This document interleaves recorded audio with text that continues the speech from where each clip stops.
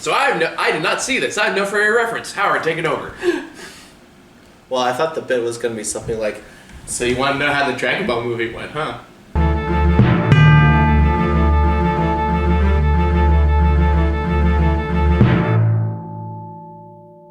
Well, that just leads to uncomfortable touching that I did not agree to. Alright, so... So you saw the Dragon Ball. I saw Dragon Ball Super, superheroes. You know, he doesn't really watch anime, and I do a lot. And it usually drags me to all the animated movies, because I like animation as a whole. Yeah, like, well, Dragon Ball Z was one of those shows that, like, my ex-best friend from my childhood used to make me watch. So I have kind of a negative association with it. I'll admit, there's a lot of aspects of Dragon Ball Z that are really fucking stupid. I mean, I like comics. I'm not going to judge that harshly on, like, what's valid or stupid. Sure. Alright, so, let's see. If you're watching this, you have some iota of Dragon Ball lore. Presumably, because I'm not doing any history backups. Let's go also 20 years of history of Dragon Ball Z. Which is kind of how the movie starts, actually. Alright, regale me. So the movie starts by saying, if you're old enough, you might remember who the Red Ribbon Army is. And so the short version is, small child Goku was looking for the Dragon Balls, but so was this organization called the Red Ribbon Army, and he was just trying to get back the 4-star Dragon Ball. You know, the Dragon Balls, they have numbers in them. Yeah. The 4-star is special to him because that's the one from his grandfather. Okay. Matters to him a lot. They had it. Of course he was going to get it back. You know? This is even before we introduced Dragon Ball Z, when it's like, by the way, Goku, you're an alien! Right.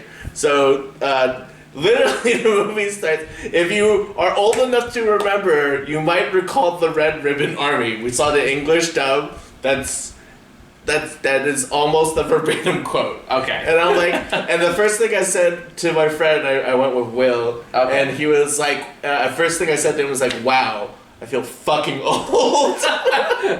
The Red Ribbon Army saga of Dragon Ball came out a long time ago. I mean, that's kind of like... Not 20 years ago, almost 30. I mean, that's kind of like whenever Spider-Man comics says, like, hey, you remember, like, the Living Brain, the supervillain from the 1960s? I would need to look up exactly when the Red Ribbon Army happens, but hey, for people who know the lore much better than I do, you probably know that I think it's like right after the first Tenkaichi Budokai, which is the fight tournament under the heavens. Anyway, so we'll go back to the movie now. I did history back. Now this is Dragon Ball Z Superheroes, right? This is Dragon Ball Super. So Dragon Ball Z is the second show. Dragon Ball Super is the show that came out a couple of years ago, maybe 4 or 5 now. Okay. But basically it picks us off directly after the end of Dragon Ball Z. So this movie takes place 2 to 3 years after that, because Goku's granddaughter is canon 3 years old now. Goku has a granddaughter? Yeah, Goku's got a kid. Okay. Yeah, and then there was a whole thing about Gohan, like, meeting the girl. Of course it was gonna happen. Does he still have, like, look 20? There is a canonical reason for that. Apparently, Saiyans just age slower. So, Wolverine, basically. Kind of. It's way too complicated. The short version is that Vegeta is married to a human woman, and she's so rich and powerful, monetarily speaking, that she spends money to collect the Dragon Balls every year so she can do cosmetic surgery on herself using wishes. Okay. Which is the point that was made in the last movie, Dragon Ball Super Broly, is that she would ask the dragon to make herself look 5 years younger, but then when everyone's like, why not 10? It's like, idiot, gotta make it look like I've had work done on me. It's a very petty reason. Anyway, we're gonna go on to the movie. So I'm just realizing now what it sounds like whenever I go on a history rant about a comic book character. We're gonna go on to the movie. Okay, so Dragon Ball Superhero there is, oh god, it's complicated, but There's basically the Red Army. they're the Red Ribbon Army, and the son of the original Red Ribbon Army, his name is Magenta. They're not very creative with names. I think that's something we've always known about Dragon Ball. Sure. Goku, Gohan meaning rice or dinner. Pan is his daughter, or Goku's granddaughter, meaning bread. So Yeah. what you're saying is, Vegeta vegetable. I was gonna say Goku and Pan cooked some rice, if you know what I mean. No. Disgusting. What's wrong with you? Anyway, this is When they made a baby, the baby was rice. So No. they cooked some rice, you know. Goku. No. Ew. Ew. What? You matches. It works. She's 3. Oh, I thought Pan was his wife. That's what I was confused. No. That's Chi-Chi. Chi-Chi means boobs. Okay. Now I'm back on board. I thought Pan was like name of Goku's wife. That's what I No, was that's confused. the granddaughter of Goku. Anyway, but we're Okay, anyway, continue. Yeah. So this is so the nice change up about this movie is that it's not Goku and Vegeta focused at all. Okay. This is a Piccolo and Gohan adventure. Sure. You know, and so it's kind of like in the Marvel universe where you have like multiversal threats and universal threats and planetary threats. This is like a nice planetary threat. So this is like the equivalent of like Endgame to Hawkeye, the TV show. I would say this is closer to like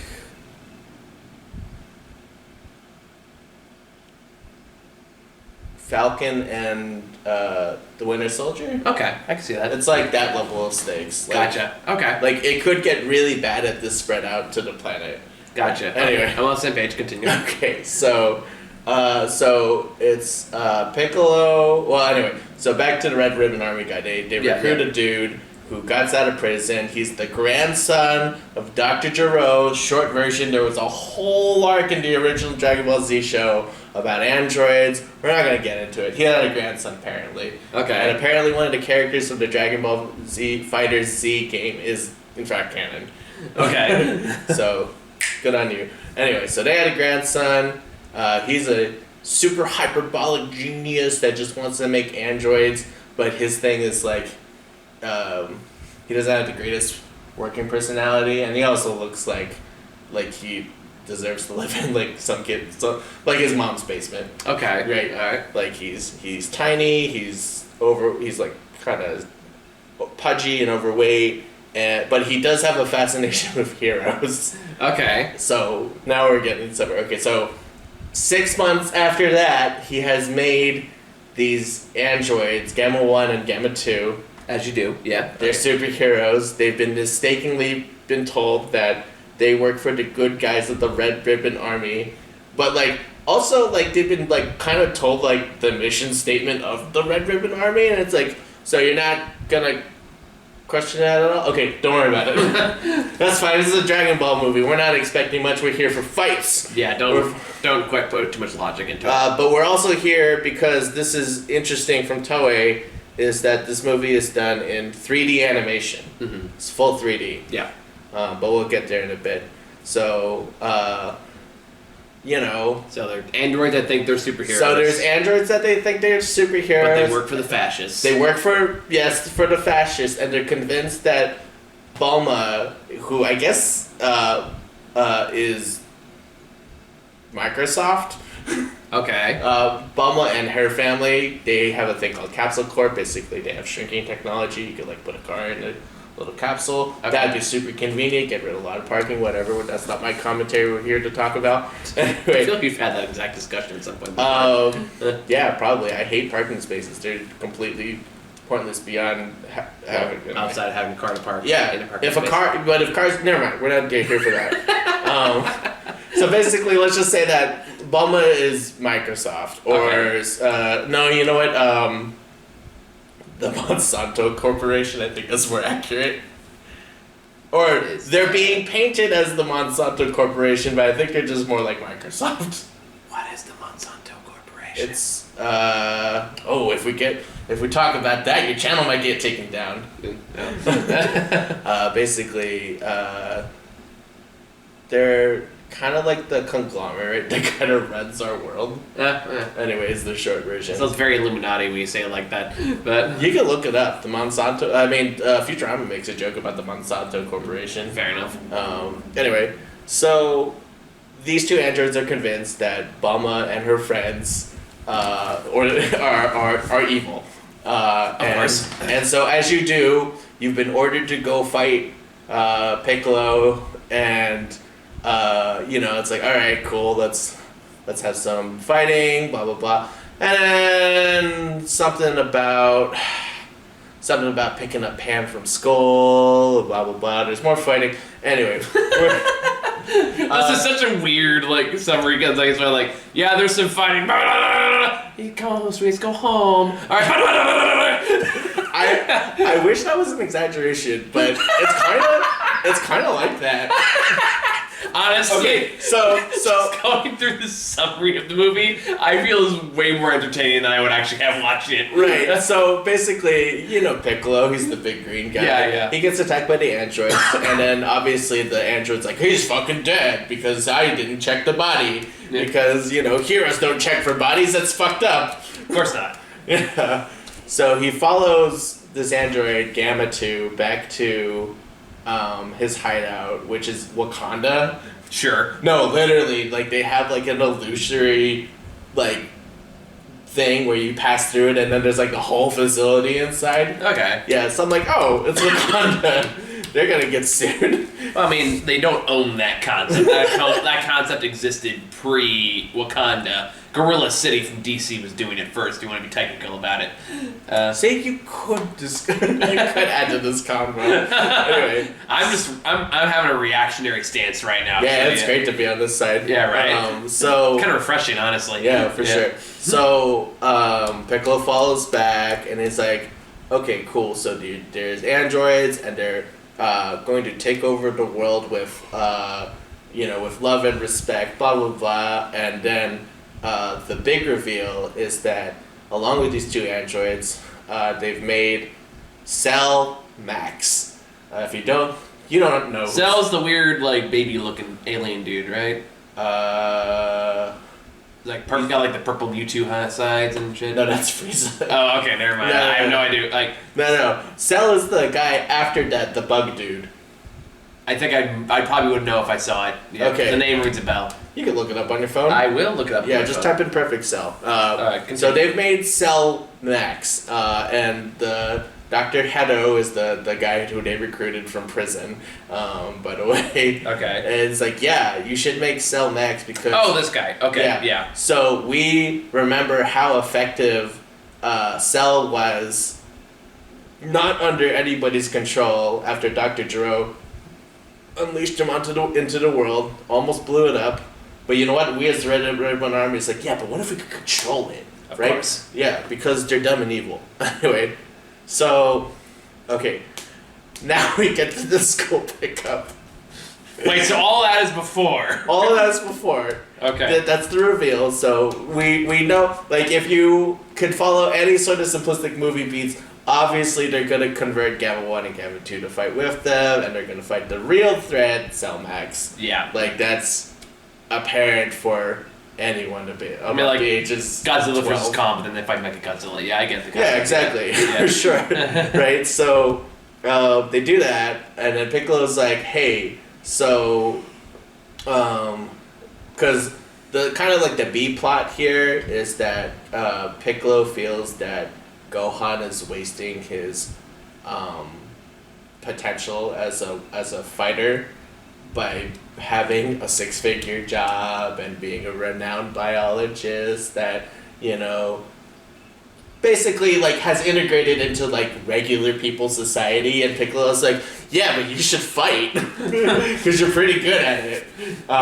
Your science is no match for my fist! It seems like going that there. You know what? I bet if Team 4-Star overdubbed it, they might say some shit like that. I wouldn't be surprised. Anyway, so the B plot of all of this is Piccolo is trying to reignite Gohan's fighting spirit. Okay. In the worst possible way. Alright. Because he, while disguised as a Red Ribbon soldier, goes to kidnap Gohan's daughter, but it's just like, literally he gets there, and of course Gohan's daughter is super strong at the age of 3. That's part of the beginning credits. As all toddlers are. Yeah, anyone with Saiyan DNA, don't worry about it. Sure. So the regular guy's like, hey little girl, I'm here to kidnap you, and she beats him up, and like the teacher's there, and it's like, what the hell did you do, Pan? But Piccolo's like, oh yeah, we're just her other granddad, if you remember Mr. Satan. Or Hercule. Sorry, Hercule was his English name. In Japanese, it's called Mr. Satan, but it's spelled Satan. Oh, okay. Anyway. This video is just going to be titled "Howard Explains Dragon Ball to Michael." Pretty much. Yeah. Anyway, so It's like Piccolo. Wait, what do you mean? There's a Mr. Satan. Piccolo basically plays off some bullshit, and then even addresses the teacher as Janet in English. And so like, I was talking to my friend. I'm like, Janet's so getting fired, dude. Like, it doesn't matter that Piccolo's on the approved parent pickup list or whatever, but like, it's a little fucked up that that Janet was like okay with this. But but also I feel like the B plot, right, kind of was like playing at this idea that like Gohan was sort of like falling into the same trap that Goku was, which was basically being too obsessed with the things that he likes and forgetting that he has a young daughter, actually. Yeah. So, while still disguised as Red Ribbon soldiers, they go to Gohan and convince him that his daughter's been kidnapped, because she's been kidnapped for real. So it's not really convincing him that she's been kidnapped, so much as telling him that she's been kidnapped. They tell him she's not actually kidnapped. She can break through the cuffs. In fact she does. Okay. Yeah. No, I don't think like, if Cell Max obviously doesn't get activated and get out or whatever, like the threat of just Pan getting kidnapped is sort of whatever. Sure. Yeah. Right. It'll be fine. So okay. Work itself out. Great. So now it's just mostly fighting towards the end, and then Gohan confronts the Red Ribbon Army. They fake a few more things with Piccolo, and he regains a lot of his fighting spirit, and then there's a lot of fighting. Of course. And of course they activate Cell Max, and then there's even more fighting, and of course one of the new lovable androids sacrifices themselves. Oh no, not the android. Oh no, not Gamma 2! Sure. Yeah, sure. So, terrible superhero name. I think they're just like model numbers. These gonna go like something more cool than Gamma 2. These are the people who are named Vegeta, Vegetable, Kakarot, Carrot, Radish. I can go on, dude. Okay. They're not good at... I mean, my universe has a guy named Spider-Man, for God's sake. Anyway, listen. I've always said... What's his powers? He has the powers of a spider. I've always said that Dragon Ball is, like, really dumb fun, right? Or Dragon Ball Z is really dumb fun. But Dragon Ball, the original series, had some, and I'm finally getting to my point, I had some really good fight choreography for a show that came out when it did. I don't remember what year it came out. I think it was like the early 80s. Fuck right now. You can look it up. I could. I don't have my phone on me. Are you asking me to look it up? Will you look it up? Alright. I forgot what year Dragon Ball came out. The original The show. original Dragon Ball came out in like 1980 something. Anyway, so I'm finally getting to my point. The 3D. So this whole thing is done. 1986. 1986. Okay. Yeah. So, and the manga came out even before that. So, the whole thing is done in 3D animation, which is jarring when they're ironically just standing still. Okay. Yeah. Makes. I mean, I've seen Dragon Ball fights before, so I know how that gets. Right, but this is the interesting part. This is the really interesting part. Because they're all 3D models, they're actually able to bring back some of the original, like, Dragon Ball style of fight choreography. You can see the punches. It's no more of this fucking bullshit.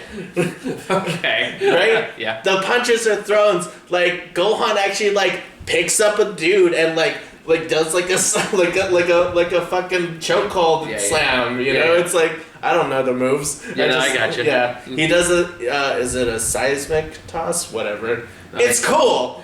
Okay. It's cool the fact that they go through, because the technology is finally caught up to that it's not just like supersonic punch bullshit anymore. And that was one of my complaints about Dragon Ball to Dragon Ball Z. It's like, because even near the end of Dragon Ball, they were still throwing punches and kicks, and it was like a real legitimately cool ass martial arts show. Yeah. And then, you know, Dragon Ball Z, all the memes are out there, Kamehamehas, a lot of screaming, right? It's a lot of, like, oh, I have unlocked the Ultra Form, now the Ultra Form, now the Ultra Omega Death Force mode. You're not too far of how this movie went. Well, that's like how Dragon Ball Z has been for years. And it's like, you've got the Super Saiyan mode, and like that's the most powerful you can be. Turns out, one movie later, no, it's not. There's an even more powerful one. It's nice because the movies are canon now.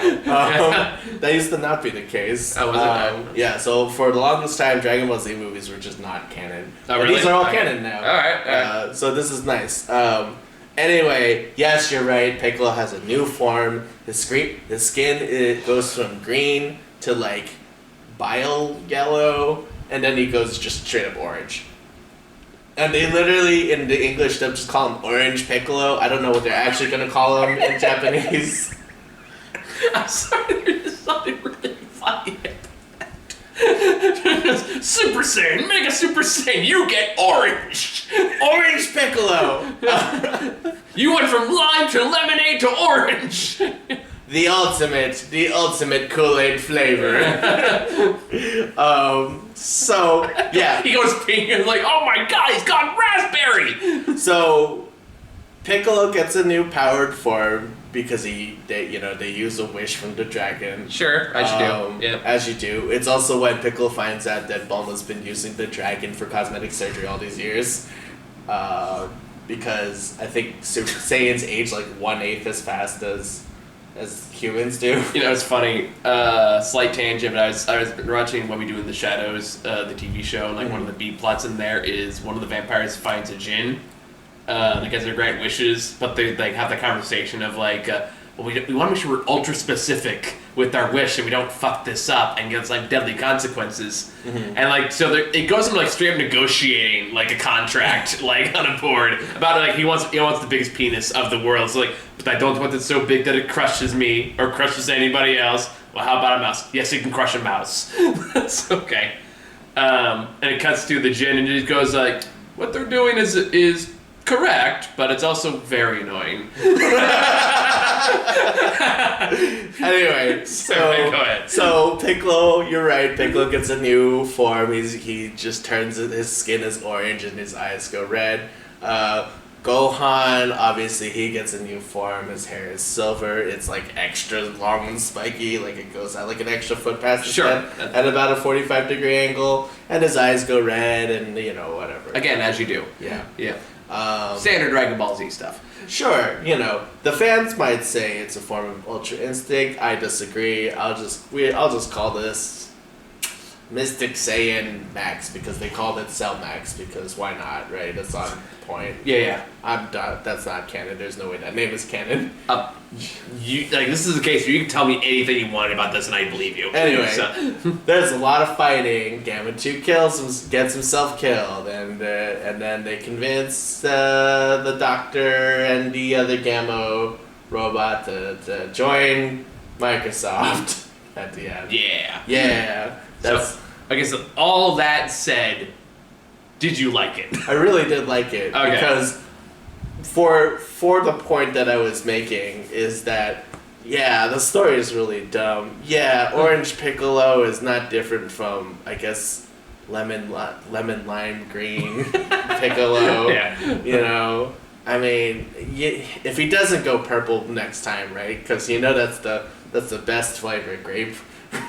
Disagree. Anyway. But, And then Gohan's, but the thing that I really liked about it is that the OG fight choreography was back, which is like what you're there to see. which is what made me fall in love with original Dragon Ball, because like in the comics, right, and then you see it in the show, it's like panel for panel, just like they literally bring those panels to life, and then by the time you get the Dragon Ball Z, it's like supersonic bullshit.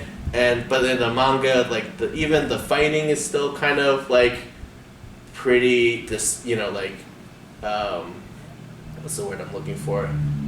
Distinct? No.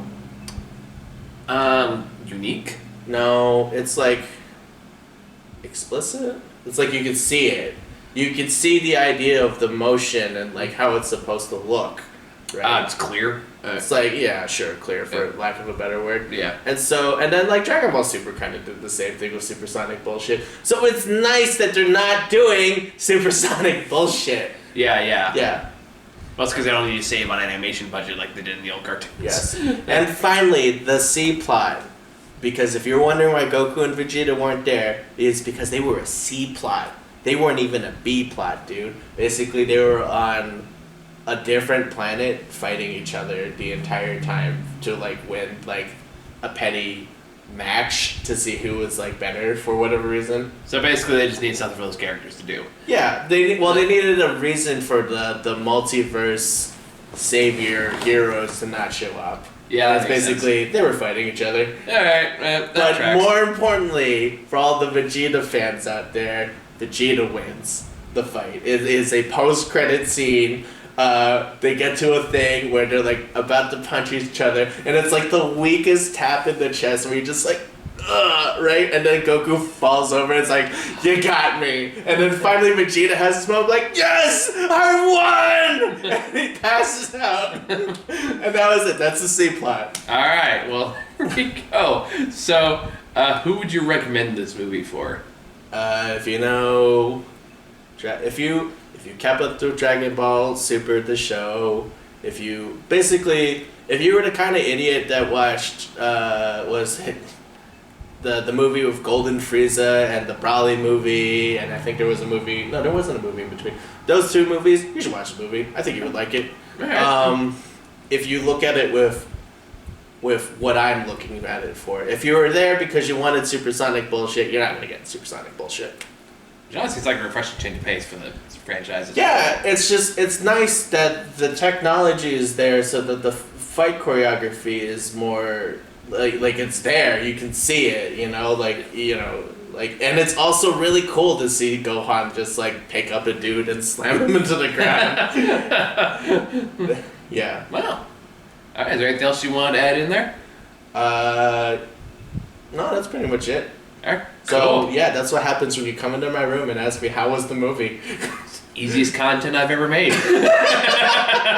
So, thank you guys for watching. We'll see you all when Idris Elba punches a lion. I gotta go see that movie. Who? Idris Elba. Why? Because it's a lion. He's trying to attack Put it him. off there. So, Idris Elba punches him. Wait, what movie is he gonna punch a lion in? It's a beast. He punches a lion. The movie's called Beast? The movie's called Beast. Okay. It's where he punches the lion. I know, I stopped this.